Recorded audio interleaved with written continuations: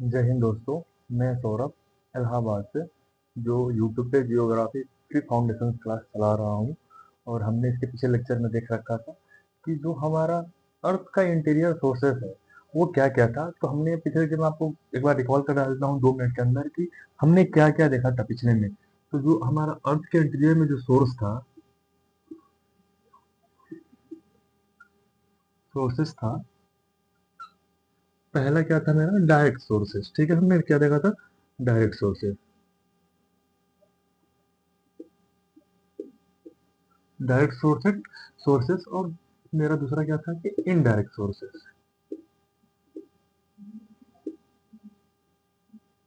Indirect sources, तो हमने direct sources में क्या क्या देखा था कि जो हमारा पहला प्रोसेस क्या था, ड्रिलिंग प्रोसेस।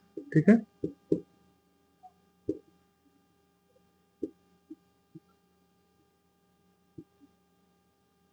Drilling process. ठीक है, और मेरा दूसरा क्या था कि माइनिंग था हमारा। और मेरा तीसरा क्या था कि वॉल्केनो। जो वॉल्केनो जो वॉल्केनो प्रोसेस होता है। और हमने अब हम लोग का अगला इसमें क्या देखा था कि जो ड्रिलिंग था वो कहाँ हुआ था, रसिया के कोला पेनिनसुला रेंज में। ठीक है, 12,267 किलोमीटर का वो हमारा यहाँ का इसका ड्रिलिंग प्रोसेस हुआ था। ठीक है, और माइनिंग जो है, माइनिंग हमारा साउथ अफ्रीका में हुआ है। मैकमोही गोल्ड माइन जिसका नाम है। और इसकी जो पूछेगा कि कितने डेप्थ तक माइनिंग की गई थी, तो वो मेरा कितना था, 3.9 किलोमीटर। ठीक है, और जो वॉल्केनो प्रोसेस होता है ये हमने देखा ही था कि जो अर्थ का सरफेस है, नीचे जो मान लीजिए नीचे हमारा मैग्मा हो गया। ठीक है, एक टाइम बाद जब मैग्मा हमारे अर्थ को क्रस्ट को दो अलग अलग पार्ट को हटा हटा के फिर यहाँ से मैग्मा मैग्मा बाहर निकलता है जो लावा के रूप में होता है। ठीक, जब ये सोलिडिफाई हो जाता है तब फिर इसके हम इसके इसके बारे में स्टडी करके ये पता लगा लेते हैं कि हमारे अर्थ के इंटीरियर में कौन कौन से पार्ट्स हैं। ठीक है, मतलब कि कौन कौन से एलिमेंट्स पाए गए हैं, कितने हैवी मटेरियल्स हैं। ये मेरा मैग्मा हो जाएगा। ठीक है, ये मेरा लावा हो जाएगा। अब हम देखेंगे आज के लेक्चर में कि जो हमारा डायरेक्ट सोर्सेस है वो कौन कौन से सोर्सेस थे। तो हमने आपको कल बताया भी था थोड़ा बहुत, और आज मैं उसको पूरा क्लियर कर देता हूँ कि हम पहले देखेंगे क्या कि मेरी सिस्मिक वेव जो होती है वो क्या होती है। ठीक है, इनडायरेक्ट सोर्सेस में, इनडायरेक्ट सोर्सेस का मतलब क्या है कि हमने बस एक एज्यूम किया है, मैंने हाँ मान लिया कि ऐसा होता होता है, होता होगा। ठीक है, तो हमने उसको एज्यूम किया है। तो सीधी सी बात है, सिंपल शब्दों में पूछते कि भूगोल में जो पृथ्वी के अंदर से निकले निकले मटेरियल्स हैं उनका हमने कैसे पता लगाया कि हमारे अर्थ के अंदर कौन कौन से तत्व पाए गए हैं। अच्छा है कि हमारे अर्थ के अंदर कितने हैवी हैवी मटेरियल्स हैं। तो पहला हम लोग बोले डायरेक्ट सोर्सेस था जिसमें हम लोग रसिया में ड्रिलिंग करके फिर दूसरा माइनिंग किए थे। फिर वॉल्केनो प्रोसेस से जो हमारा मैग्मा बाहर निकला था उससे भी हम लोग जान पाए। अब हम जानेंगे कि जो हमारा इनडायरेक्ट सोर्सेस है जिसमें हमारी जो पहला आता है क्या, सिस्मिक वेव।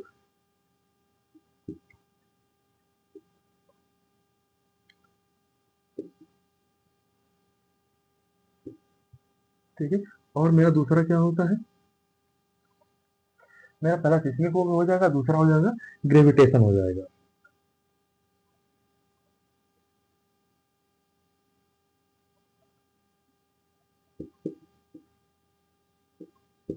ग्रेविटेशन हो जाएगा, और मेरा तीसरा पॉइंट हो जाएगा कि मेट्रोइड जो होते हैं उनसे हम अपने अर्थ के इंटीरियर पार्ट में कैसे जान सकते हैं। हम बताएंगे अभी मेट्रोइड जो होते हैं उससे हम कैसे जान जान पाते हैं। ठीक है,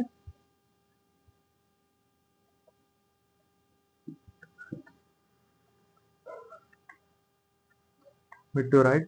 ठीक है, और मेरा चौथा पॉइंट क्या हो जाएगा, मैग्नेटिक फील्ड।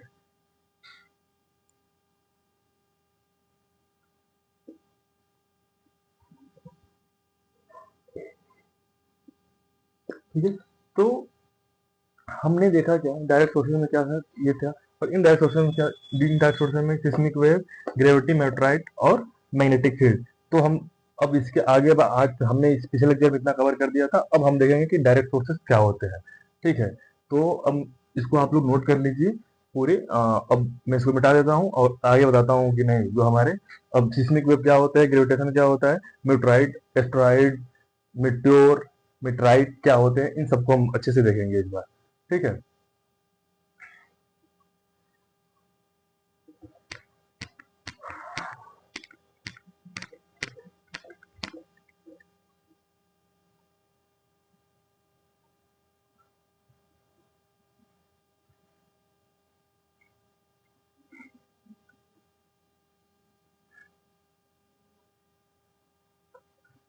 तो हम देखेंगे कि डायरेक्ट सोर्सेज में हमारा सिस्मिक वेव है, वो सिस्मिक वेव होती क्या है, पहले तो हमें यही जानना है। तो हम हेडिंग डाल देते हैं इसका, सिस्मिक वेव।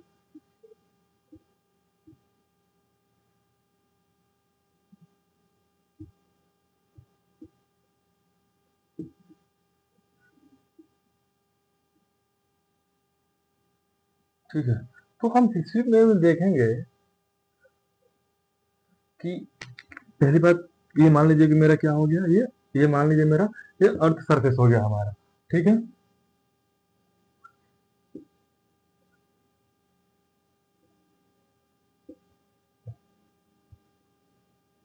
अर्थ सरफेस हो गया, और अर्थ के इंटीरियर में, अर्थ के अंदर, इस पॉइंट, ये पॉइंट है जहां से जो हमारी,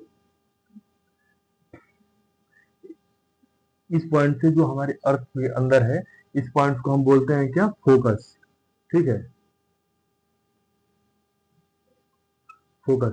अब ये इस फोकस का वर्क क्या होता है, मैं आपको बता दूं कि इस यहाँ से हमारी जो सिस्मिक वेव है ना, जो एनर्जी है पृथ्वी के अंदर से जो बाहर, मतलब बाहर की तरफ निकलती है।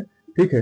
तो इस कंडीशन में जहां से हमारी अर्थ के अंदर, जिस पॉइंट से हमारी एनर्जी सिस्मिक वेव में निकलती है, वेव निकलती है, और जिस पॉइंट से निकलती है उसे हम फोकस बोलते हैं। ठीक है।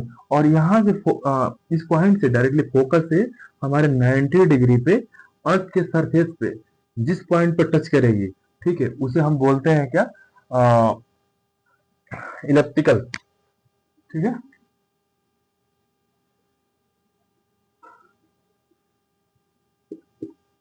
नहीं, इलेक्ट्रिकल नहीं बोलते हैं, गलती हो गया, सॉरी सॉरी सॉरी। जिस पॉइंट पे मिलती है 90 डिग्री पे, उसे हम बोलते हैं एपी सेंटर। ठीक है। उस पॉइंट को हम बोलते हैं एपी सेंटर। ठीक है। और जो हमारे फोकस होता है, जैसे यहाँ से हमारी जो अर्थ की वेव जो निकलती है, वो चारों डायरेक्शन में निकलती है। तो हमने क्या देखा अभी, इस पॉइंट से, इस पॉइंट को फोकस बोलते हैं, इसको हम एपी सेंटर बोलते हैं, जिस पॉइंट पे मिलती है। ये पॉइंट कैसे होगा, जैसे मतलब मान लीजिए मेरा यहाँ पे ए हो गया, पास में बी हो गया, सी हो गया। तो जिस पॉइंट पे ये मिलेगी, वहां का जो अर्थ क्विक होगा, जो हमारे भूकंप आते हैं, वहां पे सबसे ज्यादा होगा। तो अगर पूछता है कि अर्थ के किस पॉइंट पे सबसे अधिक भूकंपीय जोन का प्रभाव दिखेगा, तो हम लोग बोलेंगे कि जहां पे हमारे पहले सिस्मिक वेव आती है, वो जहां हमारा एपी सेंटर है वहीं पे हमारा दिखेगा। ठीक है। वो एरिया जहां पे भी निकले, नेपाल में निकले, भूटान में निकले, मतलब कहीं भी निकले, तो उस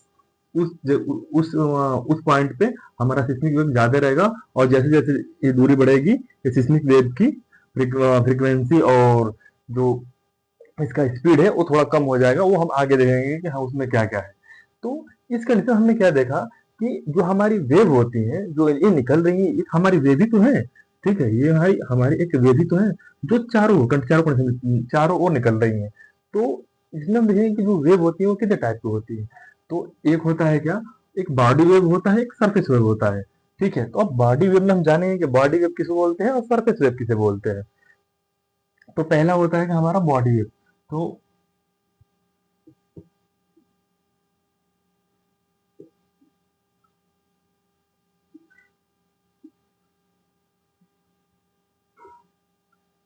ठीक है, बॉडी वेव। अब दूसरा जो अब बॉडी वेव और दूसरा क्या होता है, हमने ये नोट कर लिया ना। अब दूसरा क्या होता है मेरा, क्या दूसरा हो जाएगा मेरा सरफेस वेव।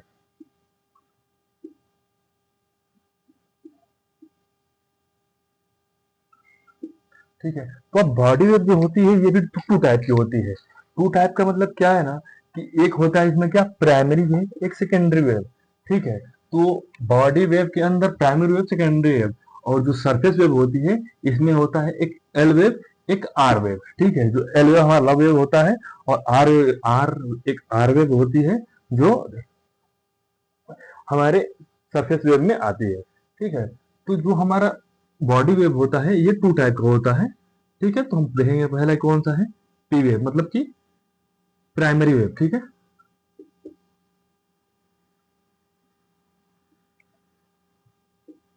Primary wave. और दूसरा हमारा क्या हो जाता है, सेकेंडरी वेव।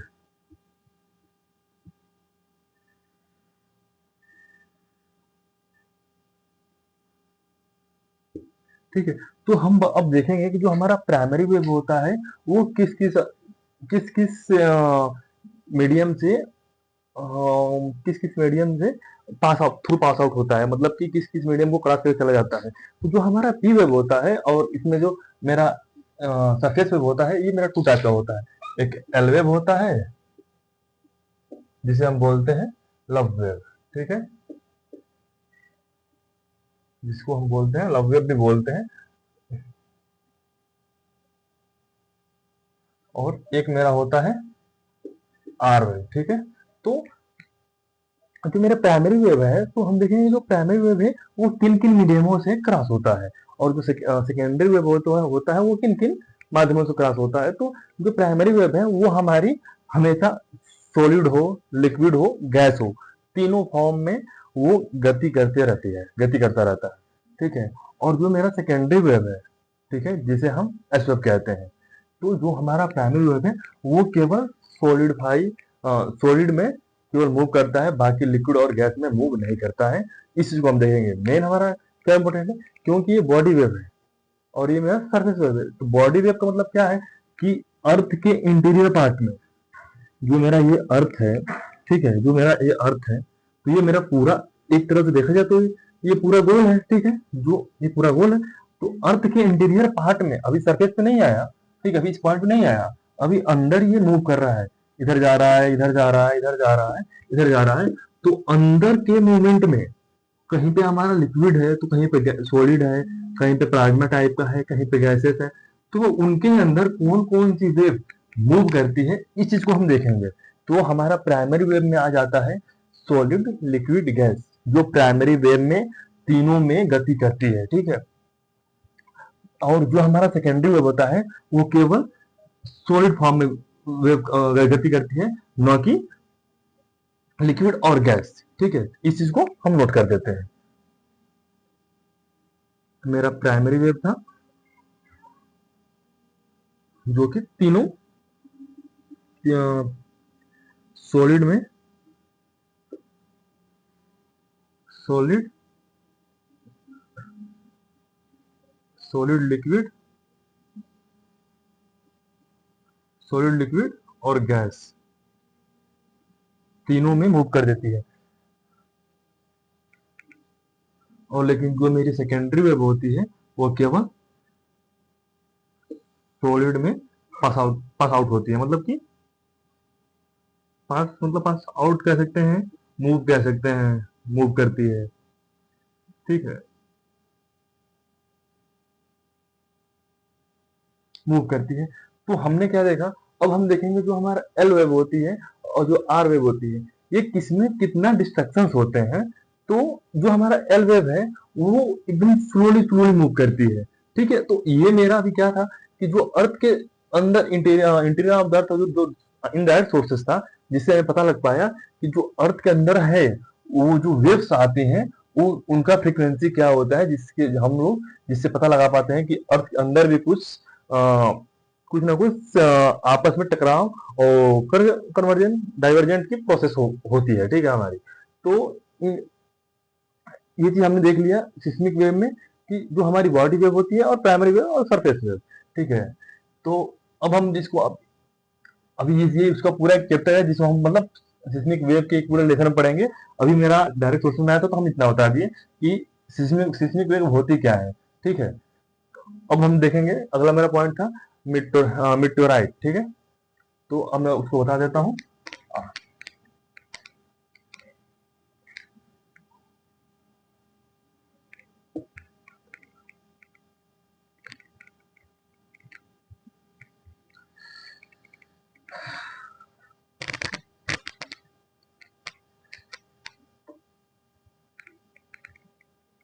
अगर कोई आपसे पूछे कि जो सिस्मिक वेव होते हैं वो कितनी टाइप्स की होती हैं, तो आप बोलिएगा टू टाइप्स की होती हैं। वो पहला होता है मेरा बॉडी वेव, दूसरा होता है सरफेस वेव। अगर वो कोई पूछे कि सरफेस वेव क्या होता है, तो आप बोलिएगा जो अर्थ के सरफेस पे जो वेव मूव करती है उसे हम सरफेस वेव कहते हैं। और जो मेरा अर्थ के इंटीरियर पार्ट में जो वेव करती है, जो वेव मूव करती है, वो मेरी प्राइमरी वेव में आती है और सेकेंडरी वेव में आती है। ठीक है, जो प्राइमरी वेव और सेकेंडरी वेव जो हमारे body body body body wave के अंदर आती है। ठीक है, अब हम देखेंगे जो मेरा मिटराइट, जो मिटराइट है वो क्या होते हैं। तो मिटराइट समझने से पहले हम आपको एक ब्रीफ दे देते हैं कि इसमें हमको देखना क्या क्या है। जब मेरा जो एस्टेरॉयड होता है ना, जो अर्थ नेबुला, जो नेबुला फॉर्म से बना हुआ है, जैसे हमारा अर्थ बन गया, वीनस, जुपिटर, मतलब जितने भी मेरे प्लैनेट्स बने हैं, ठीक है, उन सब बनने के बाद भी कुछ ऐसे एस्टेरॉयड हैं जो कि उसमें से टूट कर एक अपना कंज्यूम नहीं बना पाए, जो अर्थ सन के सबसे वो भी गति करते हैं। ठीक है, थोड़ा आकार में वो छोटे होते हैं, लेकिन लेकिन उनका कंडीशन क्या क्या होता है हम उन चीजों को देखेंगे। ठीक है, तो मेरा जो एस्टेरॉयड होता है, तो पहले हम देखेंगे कि जो एस्टेरॉयड होता है वो एस्टेरॉयड बेल्ट पाया जाता है। और वो होता कैसे है, ठीक है।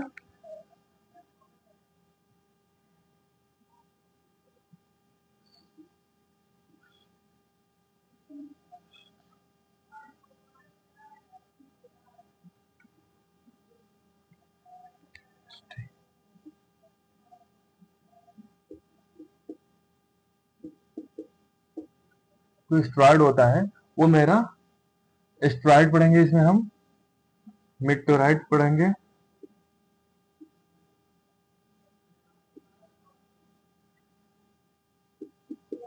मेटोराइड पढ़ेंगे, मिट्योर पढ़ेंगे,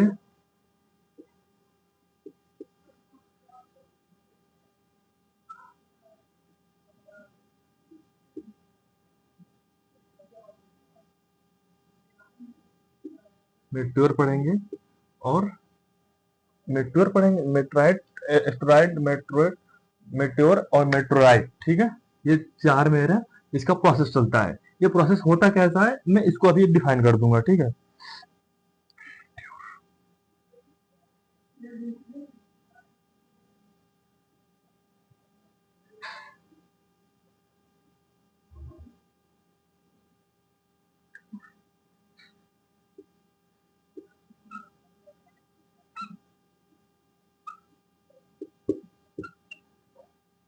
ठीक है, तो अभी हम देखेंगे इसमें कि जो मेरा एस्टेरॉयड होता है वो उसका जो है ना, कि जो हमारे अर्थ,